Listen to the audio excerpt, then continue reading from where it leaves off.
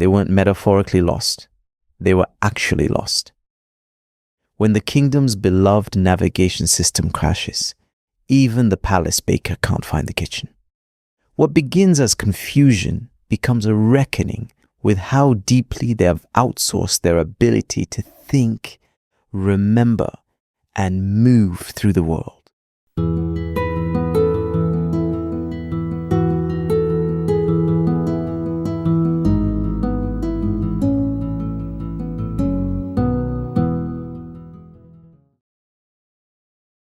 In the final decades of the Cloud Age, there was a kingdom called Varos, a place so efficient, so optimized, so utterly frictionless that the people forgot what it felt like to try. No one learned directions anymore. Why would they? Every path was rendered in shimmering projection by OrbNav, the kingdom's all-knowing navigation AI. Whether you were visiting your neighbor's garden or crossing the empire to negotiate a treaty, OrbNav whispered every step into your ear with soothing precision. Turn left at the cedar with the singing moss. Continue 300 paces. Blink twice to confirm arrival. Even the village children, who used to explore by foot and memory, now wandered in tight digital loops, never more than 5 paces from a signal tower. It worked. Until it didn't. One morning, the kingdom awoke to silence. No pings, no projections, no orb navigation.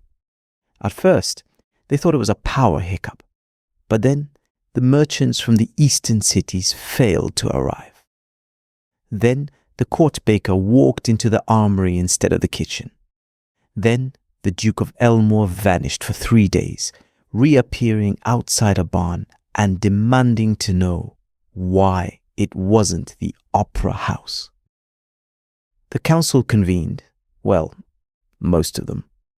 The Minister of Agriculture got stuck in a hedge maze. The high priest accidentally followed a group of squirrels for 14 miles, convinced they were pilgrims. Panic spread like mold in a basement.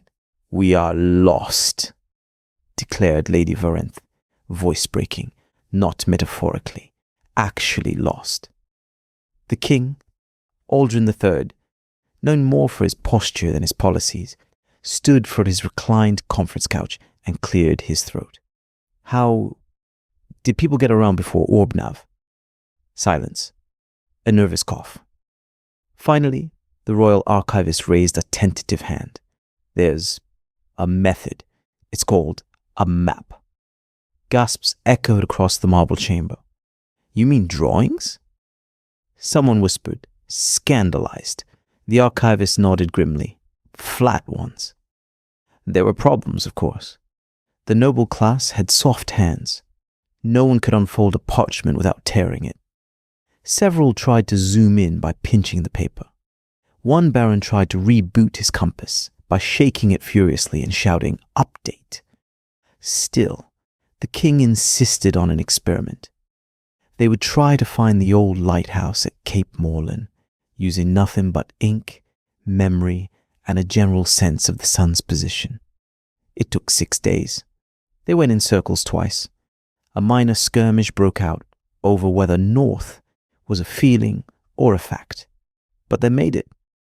Mud-streaked, blistered, but strangely jubilant.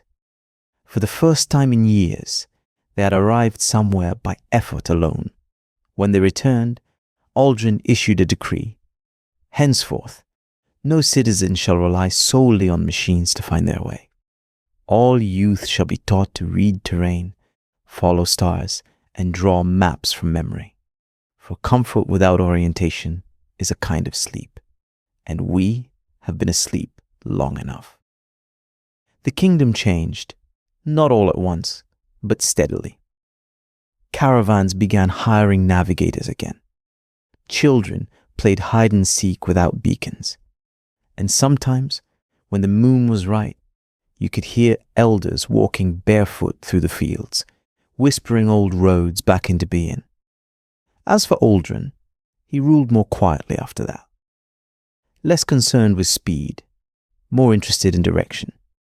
At his death, a simple plaque was carved into stone at the gates of the capital. It read, "Not all who wander are lost, but most of us were, until we learn to walk again."